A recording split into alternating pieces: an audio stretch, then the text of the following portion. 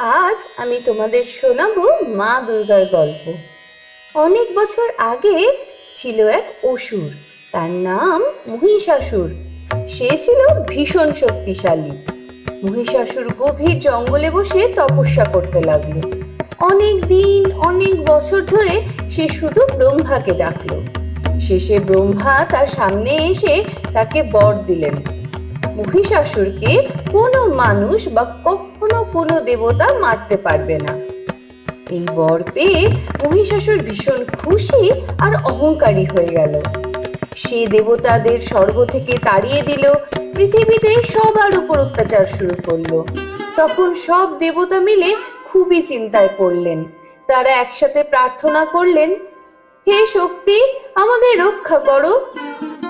তখনই দেবতাদের শক্তি থেকে জন্ম নিলেন এক অসাধারণ দেবী, আমাদের মা দুর্গা।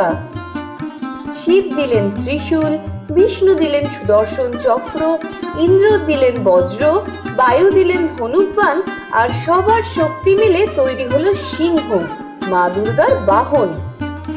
মহিষাসুর তখনও দাপিয়ে বেড়াচ্ছিল।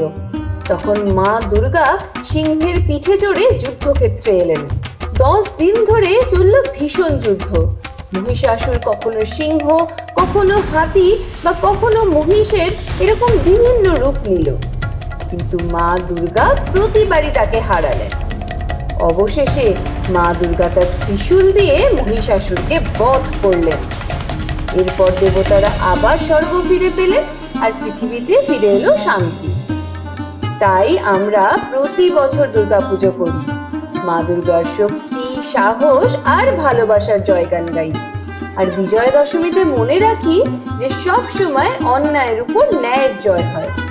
তাই বাচ্চারা, দুর্গাপুজো মানে শুধুই আনন্দ নয়, এই আমাদের শেখায় সাহসী হতে, অন্যায়ের বিরুদ্ধে দাঁড়াতে আর নিজের ভিতরের শক্তিকে বিশ্বাস করতে।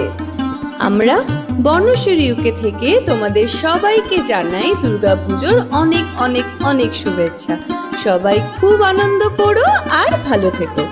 আবার পরে আসবো নতুন একটা গল্প নিয়ে।